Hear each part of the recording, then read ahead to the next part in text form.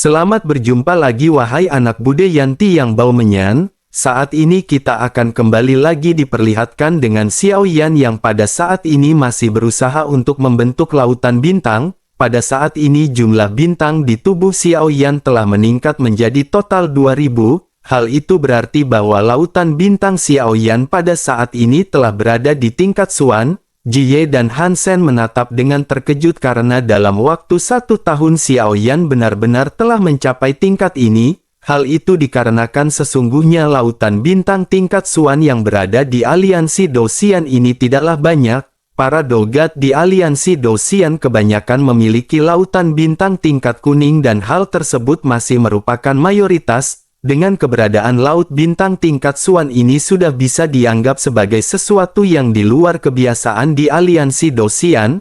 Keduanya pada saat ini sangat takjub dan Han Sen segera berkata bahwa dirinya tidak menyangka Tuan akan bisa menembus ke tingkat ini. Jika begitu permasalahannya maka pada saat ini hanya tinggal proses selanjutnya. Mendengar hal tersebut Jie pada saat ini menghela nafas dan menggelengkan kepalanya dan berkata bahwa sepertinya semua ini masih belum berhenti. Sebaiknya pada saat ini Han Sen memperhatikan Tuan Xiao Feng lebih detail lagi.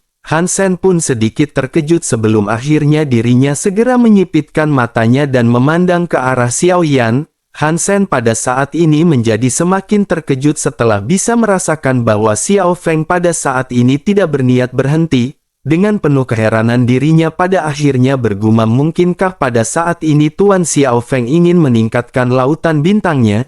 Jie pun hanya tersenyum sebelum akhirnya keduanya pada saat ini kembali menunggu dan memperhatikan Xiao Yan. Pada saat ini lautan bintang Xiao Yan benar-benar terus meningkat membuat Jie dan Han Sen bersemangat. Han Sen pada akhirnya bergumam bahwa menurut informasi yang dirinya dapatkan di antara pewaris terkuat yang ada tampaknya hanya 2 orang yang berada di lautan bintang tingkat di ini. Selain itu konon di antara mereka juga ada orang lain yang lebih kuat. Dikatakan bahwa tingkat dari lautan bintang yang dimilikinya sangat spesifik.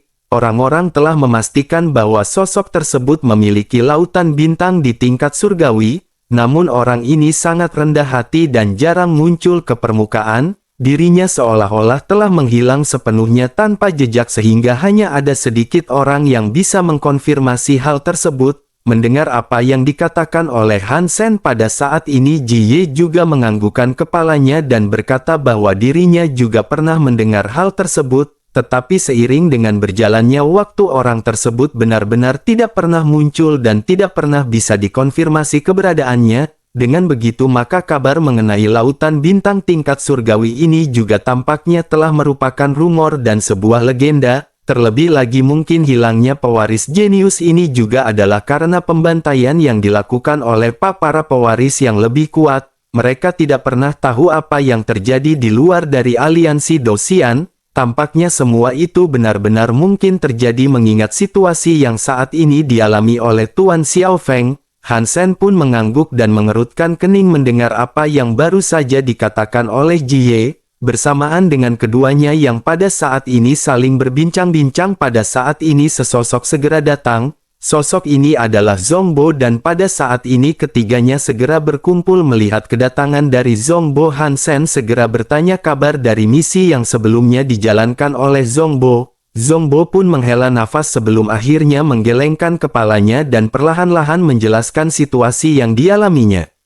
Mendengar semua cerita yang baru saja diungkapkan oleh Zhongbo pada saat ini Jie dan Han Sen menggelengkan kepalanya. Mereka merasa sedikit marah dan kecewa terhadap orang-orang dari kelompok bunga lainnya, tetapi meskipun begitu mereka juga pada saat ini merasa sedikit lega karena Yang Mulia Surga ke-7 yakni Bai Ling telah bergabung. Dengan adanya Bai Ling maka kekuatan mereka pada saat ini dapat dikatakan sudah cukup untuk mendukung Xiao Yan. Namun ketika mereka memikirkan bahwa ada 3 orang pewaris yang merupakan Dou-Xian bintang 4 atau bahkan bintang 5 mengincar Xiao Feng, mereka pada saat ini benar-benar harus memikirkan cara bagaimana menghadapi ketiga orang tersebut. Pada akhirnya ketiganya pun berbincang-bincang membahas rencana apa yang akan mereka lakukan di masa depan.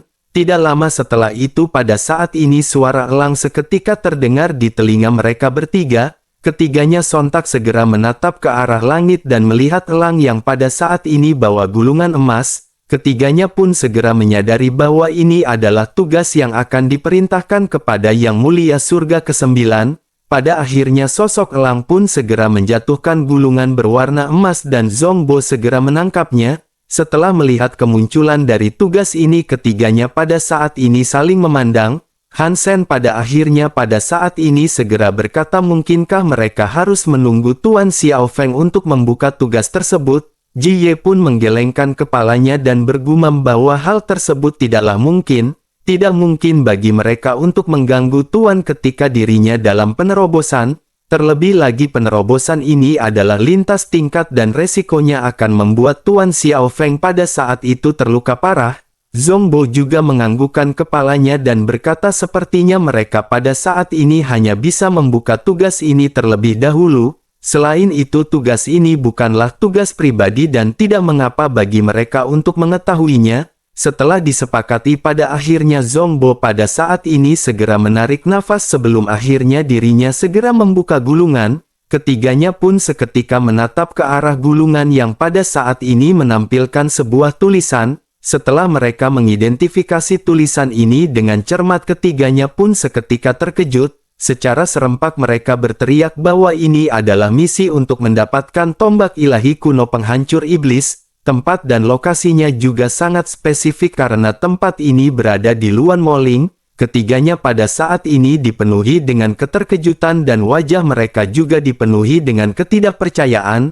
Han Sen pada akhirnya tanpa sadar bertanya-tanya bagaimana mungkin ini diberikan kepada Yang Mulia Surga ke-9. Bagaimanapun Surga ke-9 adalah tingkat terendah, terlebih lagi Yang Mulia Surga ke-9 juga merupakan orang baru dan kekuatannya masih di tingkat Dosian. Jika tugas ini diberikan peringkat level di antara 1 hingga 9, tugas ini seharusnya hanya bisa dilakukan oleh orang yang memiliki level 5 hingga 9. Sementara itu Tuan Xiao Feng pada saat ini mungkin berada di level tingkat 2. Ji Ye juga pada saat ini menggelengkan kepalanya dan tanpa sadar bergumam sepertinya orang-orang tingkat tinggi di aliansi Dosian sangat ingin Xiao Feng mati. Zhongbo juga pada saat ini mengerutkan kening dan dirinya benar-benar merasa sangat geram di dalam hatinya. Zhongbo pada akhirnya bergumam bahwa tugas ini saja benar-benar sudah sangat berat. Terlebih lagi dengan banyak orang yang mengincar Tuan Xiao Feng, tentu saja tugas ini tidak akan mudah. Ketiganya hanya bisa mengerutkan kening melihat tugas yang pada saat ini dijatuhkan kepada Xiao Feng. Sementara itu di sisi lain di sebuah aula di mana pada saat ini sudah ada banyak orang yang berkumpul. Orang-orang ini adalah pemimpin tertinggi dari aliansi Dosian dan mereka pada saat ini sedang membahas sesuatu.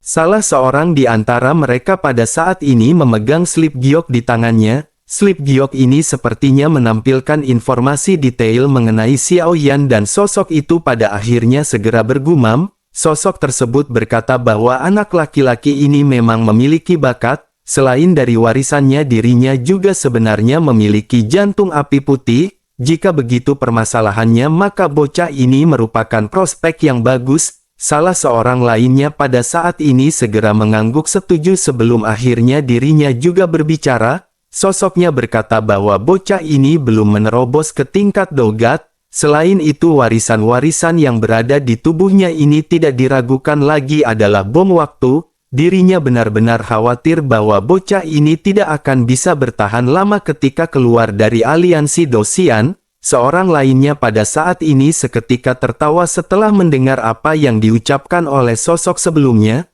Sosoknya pada akhirnya lanjut berkata bahwa menurutnya sepertinya tidak seperti itu. Hal itu dikarenakan dirinya pada saat ini bisa merasa orang ini tidaklah sesederhana itu. Menanggapi hal tersebut, sosok lainnya juga pada saat ini bergumam bahwa mereka masih bisa melindunginya jika dirinya berada di dalam aliansi Dosian. Namun jika dirinya telah keluar dari aliansi Dosian maka akan ada banyak harimau lapar yang mengincarnya. Salah seorang lainnya pada saat ini segera berkata dengan penuh ambisi. Dirinya berkata bahwa jika bocah tersebut bisa bertahan pada saat ini, dirinya secara pribadi akan membantunya di masa depan. Sungguh sangat disayangkan jika mereka tidak membudidayakan bibit-bibit seperti ini. Mendengar hal tersebut pada saat ini banyak orang menganggukkan kepalanya menunjukkan persetujuan mereka. Namun di antara orang-orang ini ada juga Jin Wuye yang pada saat ini mengerutkan kening. Jin Wuye tampaknya tidak terlalu senang ketika semua orang mendiskusikan topik ini. Jin Wuye pada akhirnya menggertakkan gigi dan berkata bahwa mereka pada saat ini benar-benar tidak punya waktu untuk melatih orang baru. Mereka harus tetap pada tujuan awal baik berhasil atau tidak mereka pada saat ini harus mengutamakan Luo Tian.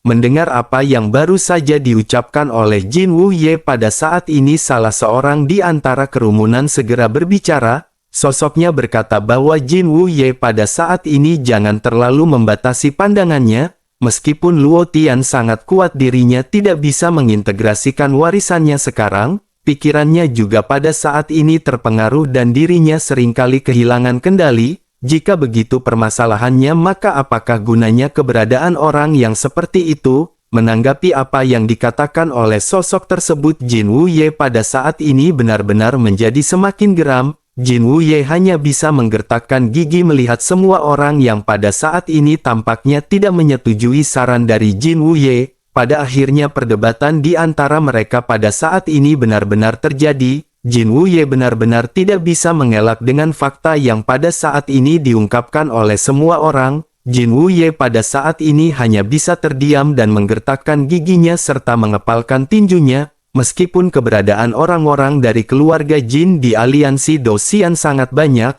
tetapi jika mereka semua digabungkan mereka tidak akan bisa melawan orang-orang ini. Hal itu dikarenakan orang-orang yang berkumpul di sini memiliki kekuatan yang dapat dikatakan hampir setara. Perbedaan di antara kekuatan masing-masing pemimpin ini sangatlah tipis. Dengan begitu jika 8 orang pada saat ini bergabung tentu saja Jin Wuye tidak akan bisa menghadapi mereka. Di tengah-tengah gontok-gontokan ini pada akhirnya salah seorang di antara kerumunan segera mulai berbicara. Sosoknya berinisiatif untuk mengambil jalan tengah di antara kebuntuan perdebatan ini. Sosoknya pada saat ini segera berkata bahwa Jin Wuye benar-benar harus berpandangan luas. Jin Wuye pada saat ini tidak boleh menutup kemungkinan atas semua peluang yang ada. Selain itu mengenai siapakah yang akan menjadi pewaris mutlak di masa depan semuanya akan tergantung oleh kemampuan dari pewaris itu sendiri. Setelah selesai berbicara sosoknya pada saat ini segera melambaikan lengan bajunya sebelum akhirnya segera menghilang. Setelah sosok ini menghilang pada akhirnya sosok-sosok lainnya juga satu persatu segera meninggalkan ruang rapat. Pada akhirnya Jin Wuye sendirian di sini sambil menahan amarah dan mengepalkan tinjunya. Di tengah-tengah kemarahannya Jin Wuye pada akhirnya juga memutuskan untuk segera pergi dari tempat ini. Di dalam suasana hati yang pada saat ini benar-benar bergejolak Jin Wuye pada saat ini segera pergi ke sebuah gua. Jin Wuye pada saat ini menemui sesosok yang tampak terlihat sangat lemah. Rupanya pada saat ini Jin Wuye datang menemui Luo Tian untuk menanyakan kabar dari Luo Tian. Jin Wuye pun segera bertanya kepada Luo Tian apakah Luo Tian masih belum bisa mengendalikannya. Sosok Luo Tian yang terlihat sangat lemah pun berbalik dan Jin Wuye pada saat ini sedikit terkejut melihat Luo Tian yang pucat. Luo Tian pada saat ini hanya bisa menghela nafas di hadapan dari Jin Wuye. Sementara itu di sisi lain Jin Wuye pada saat ini segera berkata agar Luo Tian tidak perlu khawatir. Dirinya akan segera menemukan jantung dari Yang Mulia dan dengan cara seperti itu maka Luo Tian akan bisa diselamatkan. Dengan cara seperti itu maka Luo Tian akan segera menjadi penerus dari Yang Mulia. Luo Tian pada saat ini tersenyum pahit sebelum akhirnya berkata bahwa guru benar-benar telah bekerja keras. Guru benar-benar telah memberikan semua yang dirinya miliki kepada Luo Tian. Tetapi pada saat ini Luo Tian benar-benar tidak bisa memberikan apapun kepada guru. Terlebih lagi orang-orang tua itu juga berniat untuk mengganti Luo Tian dengan orang-orang baru. Mendengar hal tersebut pada akhirnya Jin Wuye pun menghela nafas sebelum akhirnya memerintahkan Luo Tian untuk beristirahat sejenak. Sementara itu Luo Tian pada saat ini segera berkata kepada Jin Wuye bahwa dirinya merasakan ada pewaris lain di aliansi Dosian. Jin Wuye pun sedikit terkejut sebelum akhirnya tanpa sadar bertanya apakah ada yang aneh dari orang tersebut. Jin Wuye pun segera menggelengkan kepalanya dan bergumam bahwa dirinya tidak bisa mengatakan hal tersebut dengan sebutan aneh, tetapi setelah orang ini muncul serangan dari warisan tersebut benar-benar menjadi semakin kuat, Luo Tian benar-benar khawatir bahwa dirinya tidak akan bisa menyelamatkan diri di kali berikutnya. Mendengar hal tersebut pada saat ini Jin Wuye merasa tidak yakin dan bertanya apakah semua ini ada hubungannya dengan bocah tersebut. Luo Tian pada saat ini hanya bisa tersenyum pahit dan tidak menjawab apa yang baru saja diucapkan oleh Jin Wuye. Sementara itu pada saat ini melihat Luo Tian yang terlihat sedih, Jin Wuye pada akhirnya kembali mengubah topik pembicaraan. Jin Wuye berkata bahwa Luo Tian pada saat ini tidak perlu khawatir. Jin Wuye telah mendapatkan beberapa petunjuk dan dirinya akan segera mendapatkan jantung yang mulia. Mendengar hal tersebut Luo Tian pada saat ini hanya bisa menghela nafas dan keduanya pada saat ini berbincang-bincang santai. Sementara itu kembali ke Xiao Yan yang pada saat ini masih terus berusaha menerobos ke tingkat dogat. Namun Xiao Yan pada saat ini masih harus melalui proses pembentukan dari lautan bintang. Seiring berjalannya waktu pada saat ini jumlah bintang di dalam tubuh Xiao Yan juga semakin bertambah. Namun pada saat ini proses penyerapan Xiao Yan juga semakin lama semakin melambat. Xiao Yan pada saat ini telah menembus ke angka 3000 dan masih ada 500 lagi untuk masuk ke tingkat D.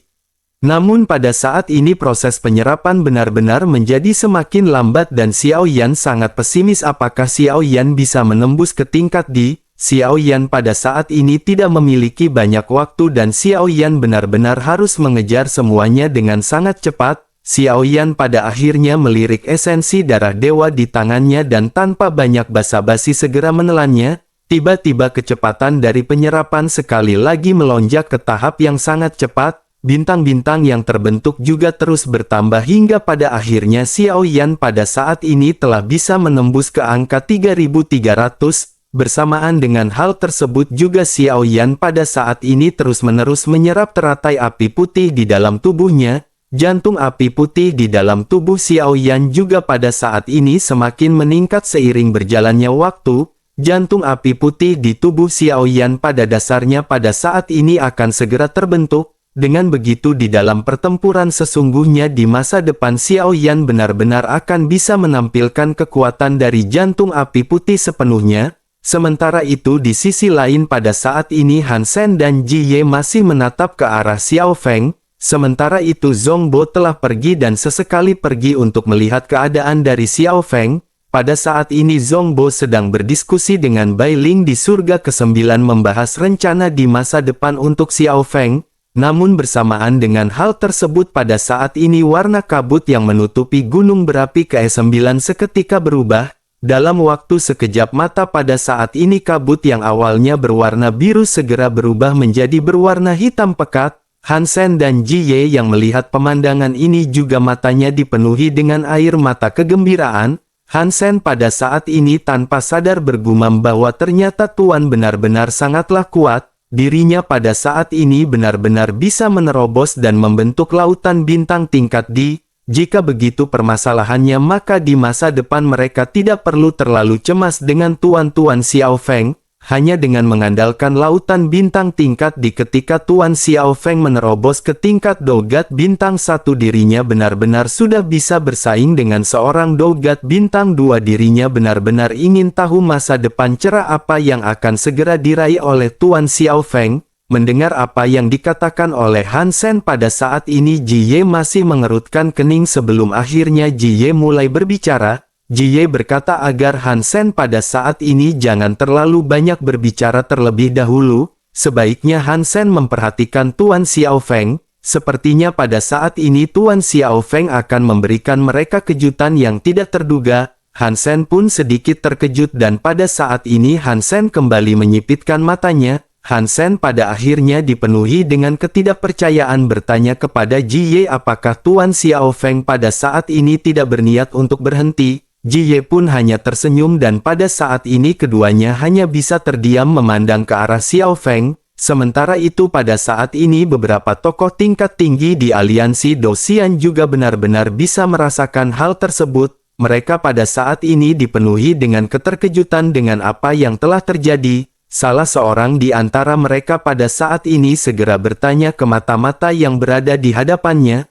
Sosoknya bertanya apakah itu adalah lautan bintang keadaan di mata-mata yang merupakan jenderal ini pun seketika menganggukkan kepalanya dan berkata bahwa hal itu memang benar. Mendengar konfirmasi dari sang jenderal pada akhirnya sosok tersebut pada saat ini bergumam bahwa anak ini benar-benar menarik. Jika begitu permasalahannya maka mereka harus mengikuti perintahnya dan segera kirim 10.000 pasukan untuk melindunginya secara rahasia. Jika ada keadaan khusus yang muncul selama terobosannya maka mereka harus datang dan melapor kepadanya tepat waktu. Selain itu setelah bocah tersebut menerobos ke tingkat Dolgat maka mereka harus menyerahkan token giok ini kepadanya. Setelah selesai berbicara sosoknya pun segera melambaikan tangannya memberikan batu giok kepada sang jenderal. Sang jenderal pun segera menerima batu giok tersebut dan segera menyimpannya. Setelah selesai berbicara pada akhirnya sang jenderal pun mengundurkan diri dan bergegas pergi. Setelah kepergian dari sang jenderal pada saat ini sosok itu pun seketika tertawa. Sosoknya pada akhirnya lanjut bergumam bahwa dirinya benar-benar ingin melihat apakah Jin Wuye berani membunuh putranya lagi. Jika dirinya benar-benar berani mencobanya maka pada akhirnya dirinya benar-benar akan menghabisi Jin Wuye. Sementara itu kembali ke Xiao Yan yang pada saat ini masih membentuk lautan bintang dan Xiao Yan mengerutkan kening. Hal itu dikarenakan setelah Xiao Yan menerobos ke bintang ke 3.500 seluruh kecepatan penyerapannya juga kembali melambat. Efek dari esensi darah juga pada saat ini benar-benar telah habis. Xiao Yan pada saat ini berpikir bahwa hanya tinggal tersisa ramuan di tangan Xiao Yan untuk membantunya membentuk lautan bintang. Xiao Yan pada akhirnya tidak ingin membuang banyak waktu dan Xiao Yan pada saat ini segera meminum pil tersebut. Namun pada saat ini hal tidak terduga terjadi ketika Xiao Yan tidak meminum hanya satu pil. Xiao Yan yang dipenuhi dengan tekad pada saat ini benar-benar menenggak 3 buah pil. Jika itu adalah orang biasa yang meminumnya kemungkinan besar tubuh mereka akan segera meledak dan mereka akan mati. Namun pada saat ini di hati Xiao Yan benar-benar ada sentuhan ketekunan dan Xiao Yan tidak bisa digoyahkan hanya dengan hal seperti itu. Terlebih lagi tubuh Xiao Yan juga telah diperkuat oleh tubuh guntur dewa kuno. Xiao Yan juga pada saat ini memiliki jantung api putih yang bisa menekan dantiannya. Oleh karena itu Xiao Yan pada saat ini hanya berdiam diri menunggu efek dari pil tersebut bekerja. Detik demi detik berlalu dengan Xiao Yan yang pada saat ini terdiam untuk waktu yang cukup lama. Pada akhirnya wajah Xiao Yan mulai menjadi pucat dan jelek sambil menanti reaksi dari pil tersebut. Pada akhirnya setelah penantian yang dipenuhi dengan keputusasaan tubuh Xiao Yan mulai kembali melonjak dengan hebat. Bersamaan dengan hal tersebut meridian Xiao Yan yang sebelumnya hampir berhenti menyerap energi pada saat ini seolah-olah seperti lubang hitam. Kecepatan penyerapan kembali meningkat dan Xiao Yan pada saat ini menggertakkan giginya. Pada saat ini juga Xiao Yan segera mengeluarkan teratai api dari jantung api putih yang tersisa. Total dari teratai api pada saat ini hanya tersisa 3.000 dan Xiao Yan memutuskan untuk menyerap semuanya. Xiao Yan pada saat ini benar-benar berencana untuk menggunakan metode dengan menjejalkan semua sumber energi di dalam tubuhnya. Pada saat yang bersamaan pada saat ini di bagian terdalam di lautan di bawah tanah Bei Tianli pada saat ini sepertinya merasakan sesuatu dan dirinya pada saat ini sedikit tersentak. Pada saat ini ada juga 2 sosok di sebelah dari Bei Tianli dan mereka bertanya apa yang telah terjadi dengan guru. Jika Xiao Yan melihat 2 sosok ini Xiao Yan tentu saja pasti akan terkejut. 2 sosok ini tidak lain dan tidak bukan adalah Sue Si dan Hun Tiandi yang telah dibunuh oleh Xiao Yan ketika Xiao Yan hendak pergi. Tampaknya keduanya benar-benar telah diselamatkan oleh Bei Tianli pada saat sebelumnya. Bei Tianli ada saat ini segera tersadar sebelum akhirnya segera menjawab pertanyaan di antara keduanya. Bei Tianli berkata bahwa dirinya pada saat ini tidak apa-apa. Hanya saja anak itu telah melakukan sesuatu yang bahkan Bei Tianli belum pernah lakukan sebelumnya. Mendengar hal tersebut pada saat ini ekspresi dari Sue Si dan Hun Tiandi benar-benar berubah menjadi suram. Menyadari hal tersebut, Bai Tianli pun segera berkata agar mereka berdua pada saat ini jangan terlalu kesal. Bai Tianli menyelamatkan mereka berdua karena dirinya benar-benar sangat bosan tinggal di sini sendirian. Selain itu, dengan bakat dari bocah tersebut, jika mereka berdua bertemu dengannya di masa depan, maka tentu saja semuanya benar-benar tergantung suasana hati dari bocah tersebut, apakah mereka berdua akan mati atau selamat. Mendengar apa yang dikatakan oleh Bai Tianli pada saat ini, Hun Tiandi hanya bisa terdiam dan tidak berbicara. Sementara itu, Bai Tianli pada saat ini melirik ke arah Hun Tiandi. Bai Tianli merenung sejenak sebelum akhirnya segera lanjut berkata kepada Hun Tiandi. Bai Tianli berkata bahwa Hun Tiandi masih memiliki harapan. Sebaiknya pada saat ini mereka benar-benar menjalani hidup mereka dengan baik. Sebaiknya mereka jangan kembali mengingat pembalasan.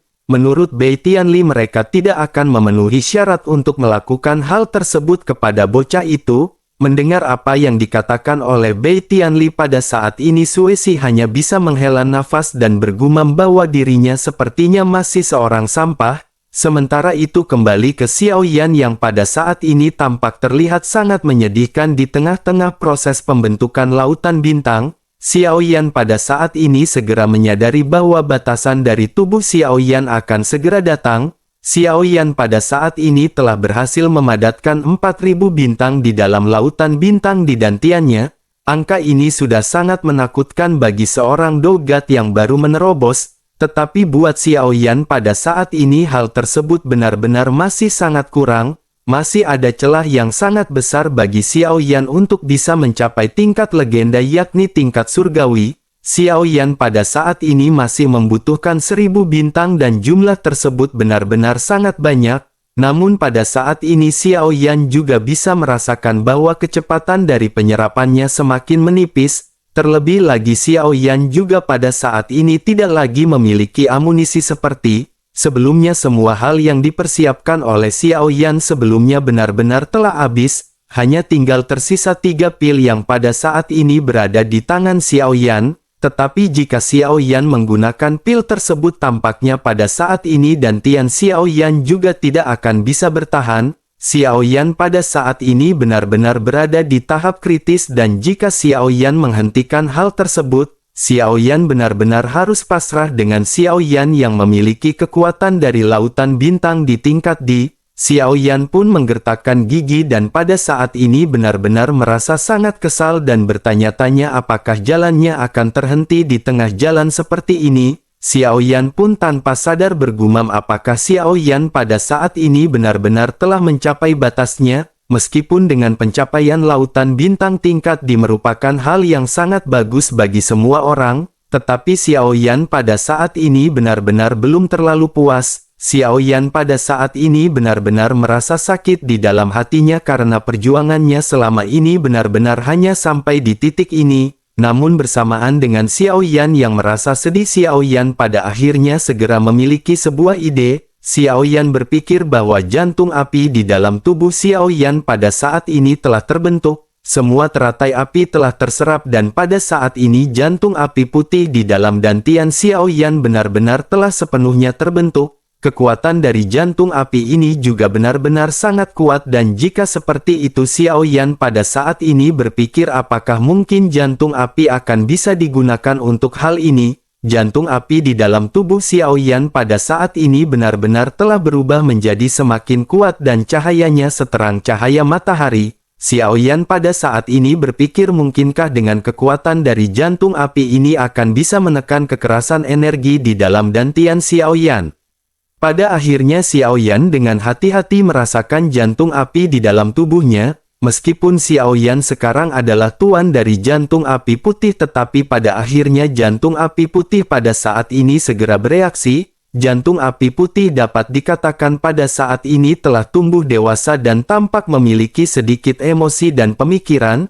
Jantung api putih ini seketika sedikit melonjak dan hal tersebut benar-benar di luar dugaan dari Xiao Yan. Jantung api putih pada saat ini tentu saja bisa menyadari niat dari tuannya dan pada saat ini dirinya seolah-olah meledek Xiao Yan. Hanya dengan lonjakan kecilnya Xiao Yan pada saat ini bisa merasakan rasa sakit. Namun hal tersebut tidak berlangsung lama karena pada akhirnya jantung api putih kembali ke dalam kondisi normal. Pada akhirnya jantung api putih pada saat ini membiarkan Xiao Yan melakukan apa yang dirinya inginkan. Jantung api putih pun segera berkeliaran di permukaan inti sumber api Xiao Yan. Dengan keterikatan dari jantung api putih, Xiao Yan bisa merasakan rasa sakitnya pada saat ini menghilang. Pembuluh darah dari inti api juga telah menempel pada lapisan api putih. Xiao Yan pada saat ini benar-benar terkejut karena idenya ini benar-benar akan berhasil. Xiao Yan pada saat ini menyadari bahwa selama meridian Xiao Yan bisa bertahan maka Xiao Yan akan bisa terus melanjutkan hal ini. Sementara itu di sisi lain Han Sen dan Ji Ye pada saat ini merasa khawatir melihat Xiao Yan yang sedikit mandek. Mereka pada saat ini bertanya-tanya mungkinkah Tuan Xiao Feng akan bisa menerobos ke lautan bintang tingkat surgawi.